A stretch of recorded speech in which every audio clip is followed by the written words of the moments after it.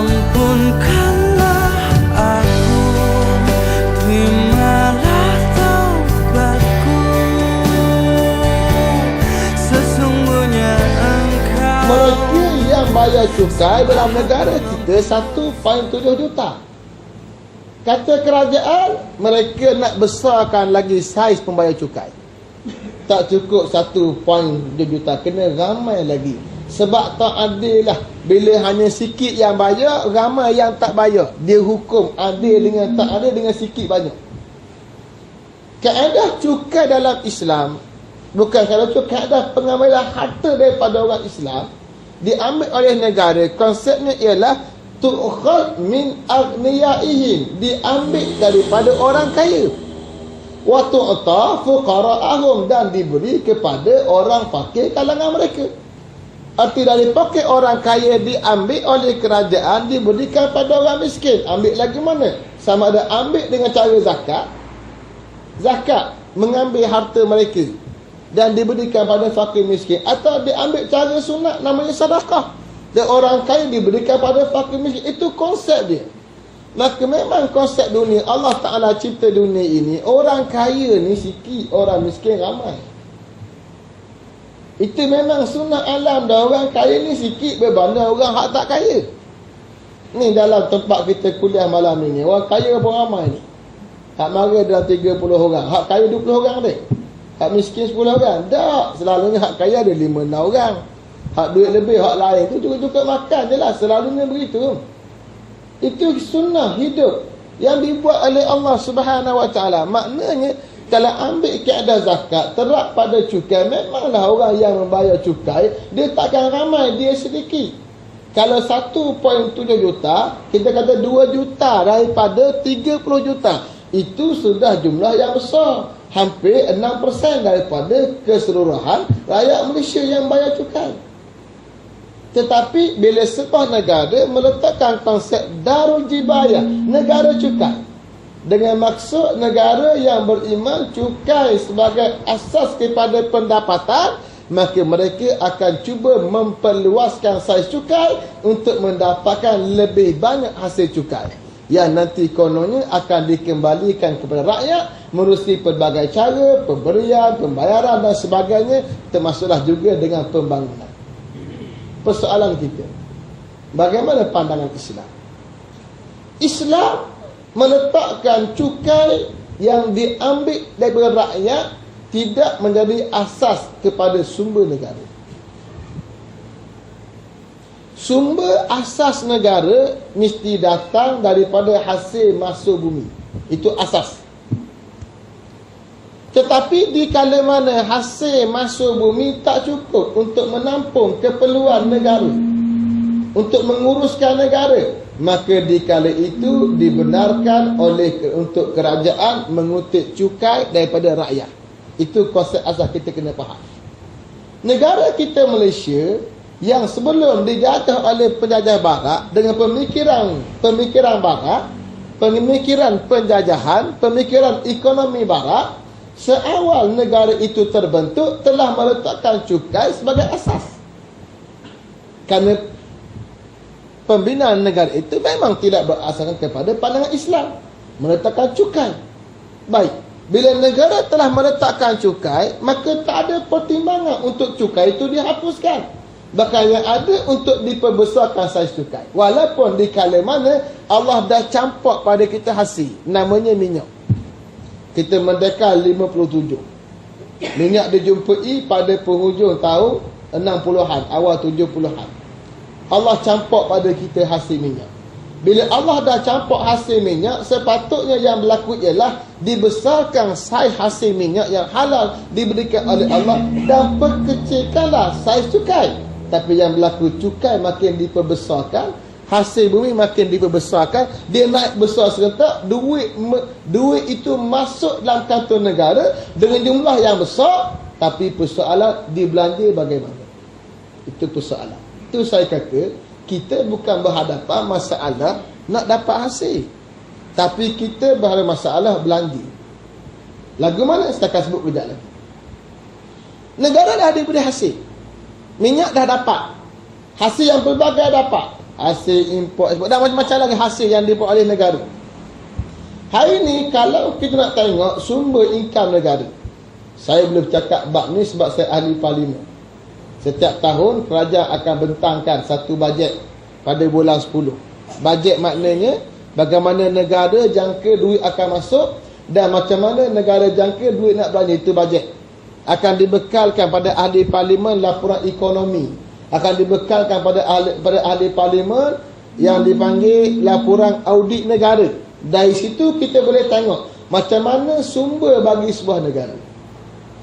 Sumber bagi negara secara kasar, secara umumnya, satunya pergantungan pada hasil daripada minyak.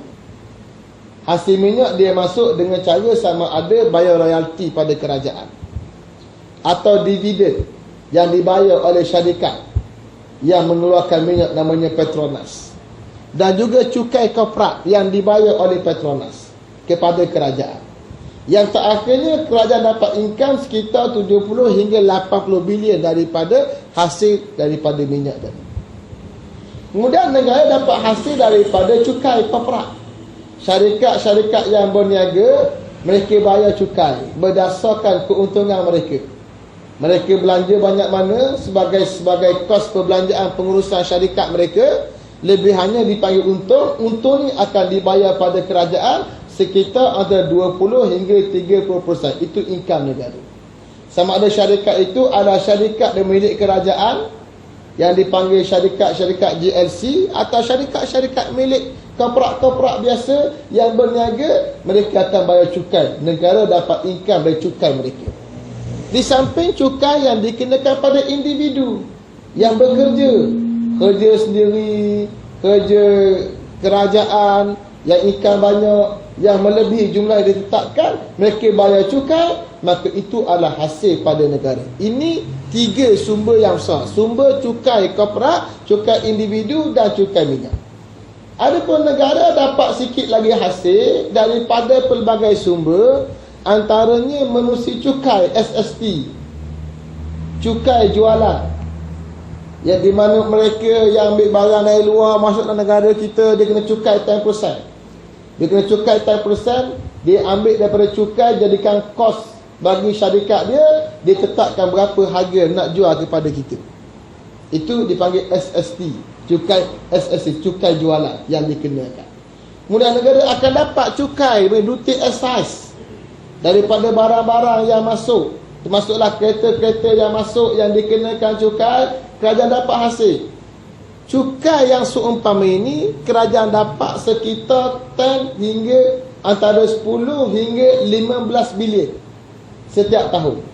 Antara itu, ini saya sebut secara kasar saja, bukan secara perinci sebab tahunnya panjang, saya ambil secara kasar saja. Dengan suasana itulah negara dapat income. Dan negara memang tak ada masalah dalam untuk mendapatkan income, tak ada masalah. Tapi di mana masalah negara kita? Masalah kita pada cara kita buat belanja. Saya ambil contoh. Dari tahun 200, dari tahun 1997 sampai tahun 2015, tempoh yang sangat panjang, 18 tahun berturut-turut, negara membentangkan belanjawan pada setiap tahun pada bulan 10 untuk belanja tahun depan. Bentang 1997 untuk belanja tahun 98. Bentang 98 nak belanja 99. Begitulah seterusnya. Bentang 2014 bulan 10 nak belanja 2015 ni. Negara bila bentang belanjawan yang mereka bentang belanjawan defisit. Mana apa defisit? Makna defisit ialah dia bentang hak nak belanja lebih banyak daripada hak nak masuk. Hak nak belanja lebih banyak daripada hak nak masuk. Kalau kita kata secara mudah, kita nak masuk banyak mana? Pendapatan kita, gaji kita sebulan 2,000 saja. Nak belanja banyak mana? Nak belanja sebanyak 2,500. Maknanya apa? Kita defisit tak cukup RM500. Kalau sebulan tak cukup 500, pada bulan apa? Bulan 4 nak belanja 2,500. Pendapatan 2,000 nak masuk. Bulan 5 lagu tu juga. Bulan 6 lagu tu juga. Bulan 7 lagu tu juga. Maknanya apa? Setiap bulan dah bersih. Kalau setiap bulan dah bersih, mana-mana orang akan lingkup. Kenapa? Bila dah bersih, nak ambil duit mana? Jawapannya dia kena berhutang lah. Kalau beritahu kat isteri dia, bulan ni kita nak belanja 2,500. Dah banyak mana pendapatan kita abang? Pendapatan 2,000. Dah tak cukup 500, ambil mana? Kata suami, saya pinjam duit awak lah. Bulan ni pinjam 500 duit bini. Bulan depan pinjam lagi 500 duit bini juga. Pinjam semua. Selama 18 tahun berturut-turut pinjam. Apa kesannya? Kesannya negara akan mempunyai tunggakan hutang. Kalau macam ni cara belanja, sampai bila pun income tak cukup semua. Tetapi negara bukan berhadapan masalah income. Saya bacakan sebagai contoh data. Ni kita baca data. Kalau tak ada data, kata kita cakap tak betul. Tengok data. Sebagai contoh.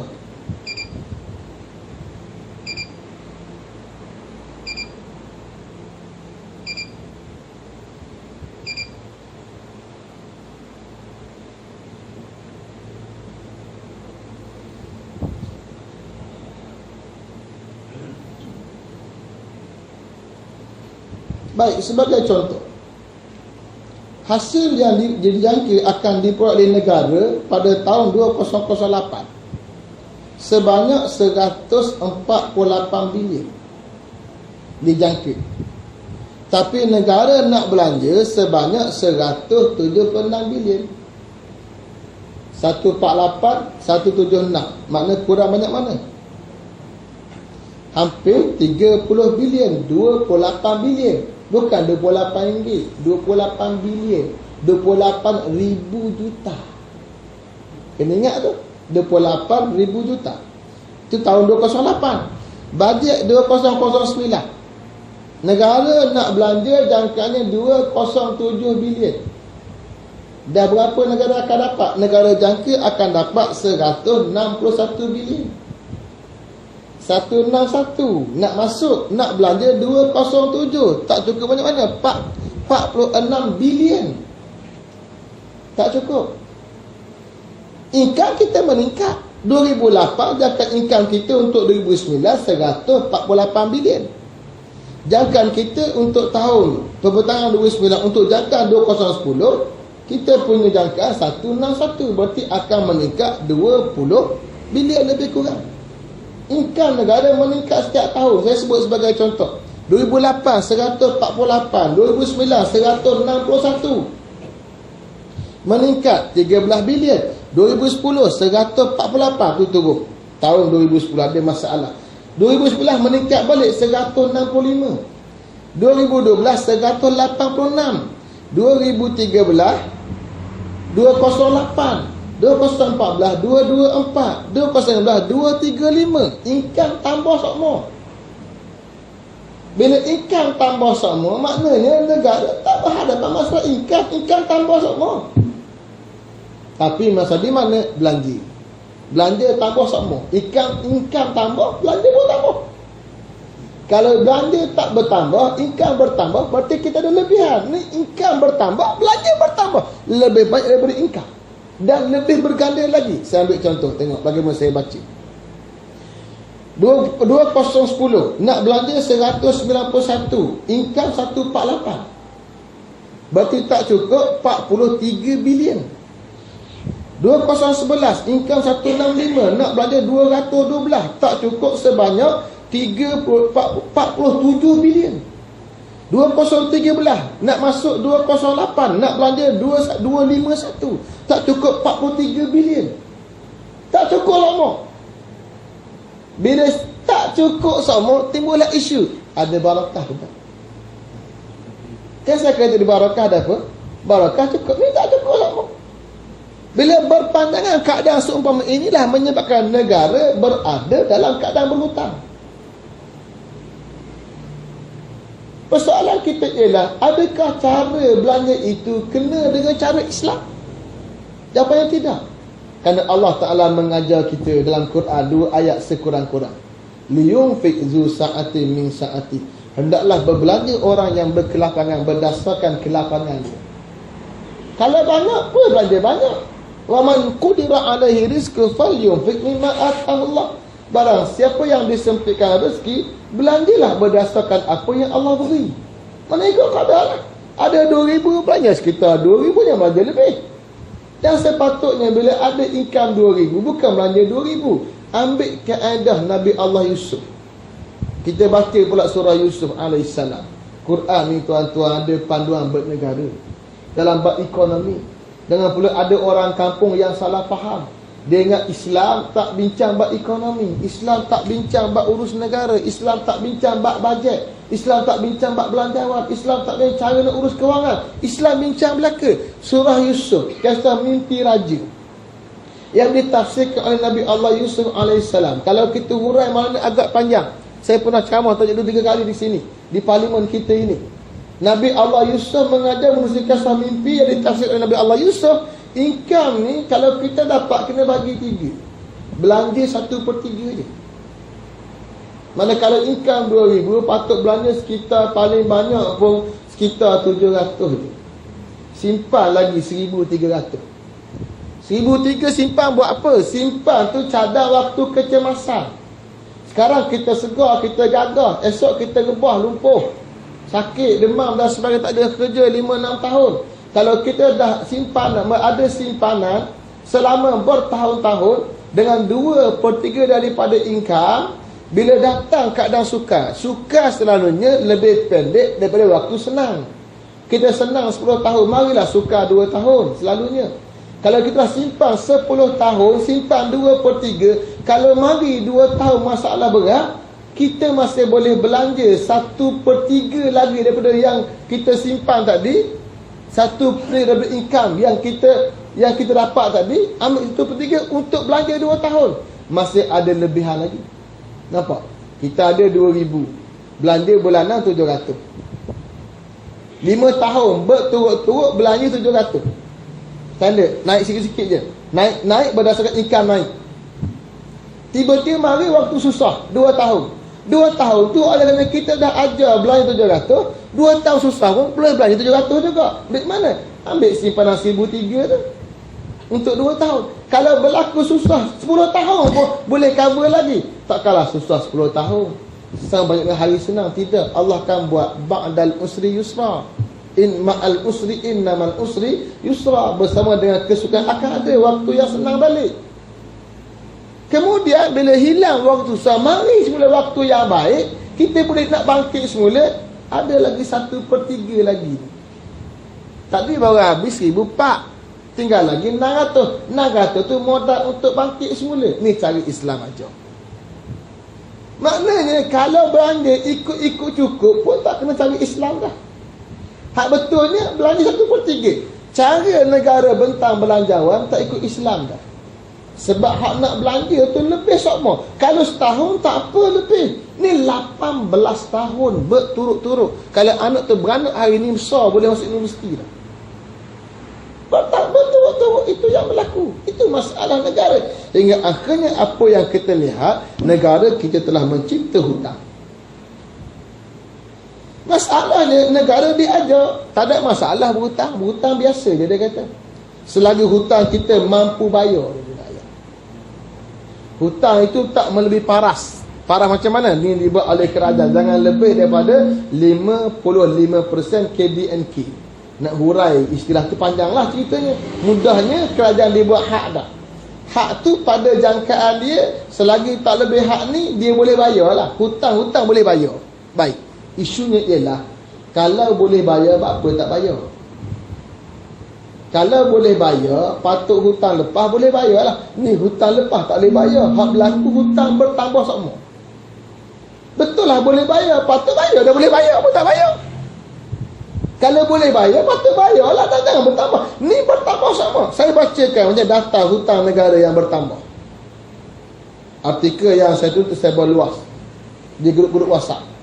Hingga banyak orang-orang yang dalam kerajaan pun bengang dengan saya, buat macam-macam ulasan, bantahan. Tapi saya tetap dengan pandangan yang saya ambil daripada sumber yang rasmi negara dan sumber-sumber kajian yang dibuat. Hutang negara tahun 97, negara ada hutang 90 bilion.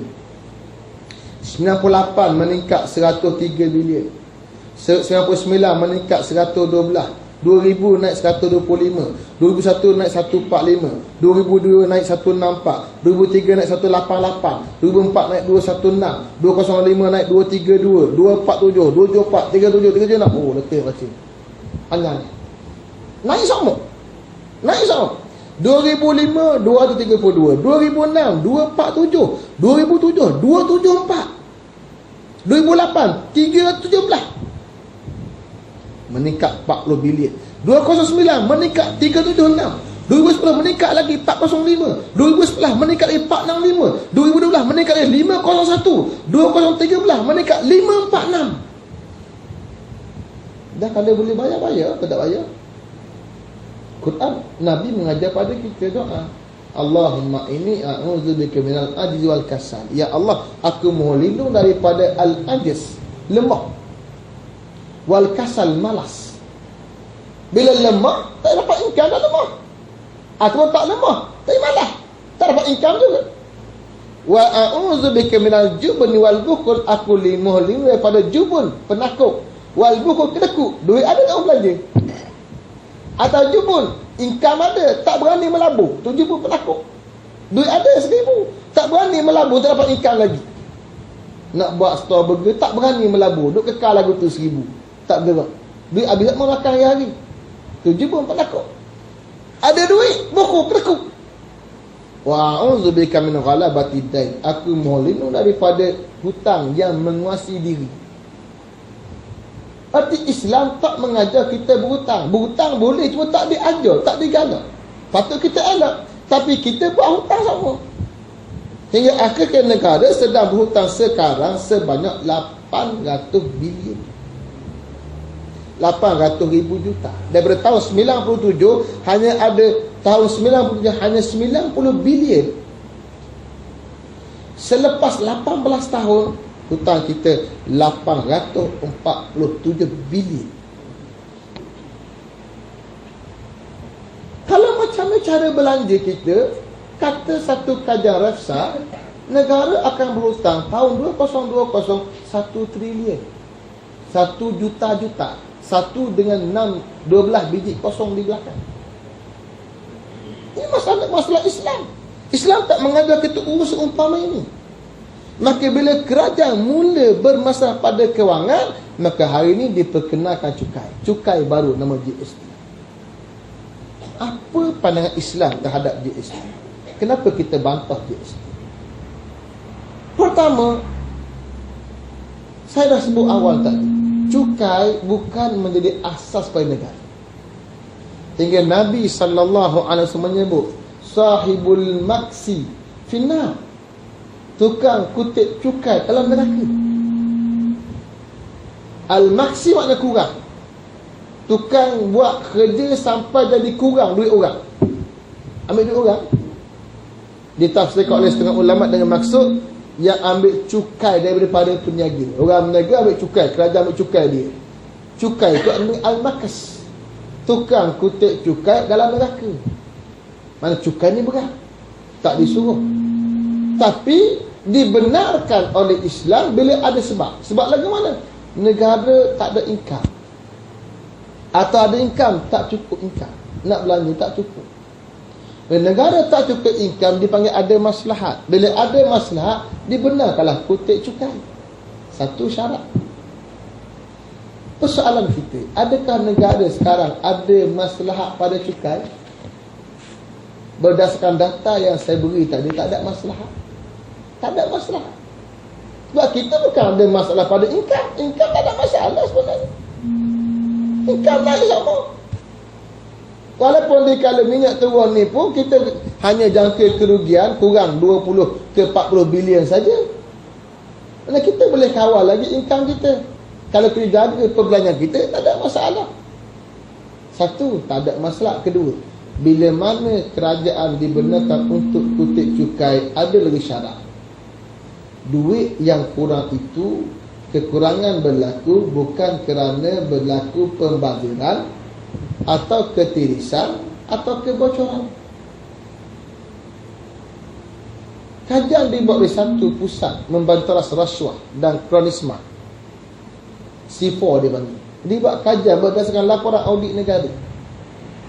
Berdasarkan laporan dia kajian, dia tengok dijangka berlaku pembaziran dan ketirisan duit yang diberi pada kementerian tu, kementerian ni, projek tu gagal, projek ni gagal, projek ni lambat siap dan sebagainya. Kira-kira kasarnya negara kehilangan duit sekitar 23 hingga 40 bilion. Maknanya berlaku ketirisan, pembaziran berlaku. Tak cukup syarat untuk kutip cukai. Syarat nombor 3, kalah berlakulah negara tak ada tiris, tak bocor, tak ada masalah apa. Cuma negara tak cukup duit juga, income slow tahun ni. Nak kutip cukai, ada syarat ketiga, tak boleh kutip daripada orang yang tidak berkemampuan. Isu kita hari ni cukai GST.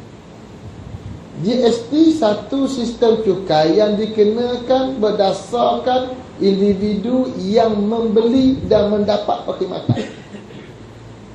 Siapa pun yang beli dia kena, siapa yang bayar dia kena, siapa yang perkhidmatan dia kena.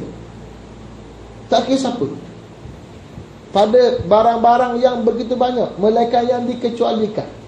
Konsep GST, cukai yang kena pada semua barang yang ada atas muka bumi Malaysia, kena pada semua, kecuali melainkan yang dikecualikan. Mana apa? Hak kecuali sikit lah, barang banyak. Buat senarai, tak habis senarai. Dikecualikan sikit, maknanya hak kena banyak. Paus biji pun kena. Saya singgah pergi ke ceramah di Sikh hari Jumaat. Singgah di tapak, beli pau. Biasa pau ni RM2.60. Bila beli hari tu dia RM2.97. Pau. Saya kenapa ni? GST 6% daripada RM2.06, RM2.97. Yang beli pau tu mungkin saya hak ada duit. Mungkin juga orang naik motosikal berulang, duit dalam poket RM30. Nak makan pau buat lapar, hak lain mahal sangat. Beli tak kenyang, pau boleh kenyang, tak makan kenyang dah pelontang. Beli pau dia kena pau. Mana boleh beza? Takkanlah penjual tanya, cik ni kaya miskin,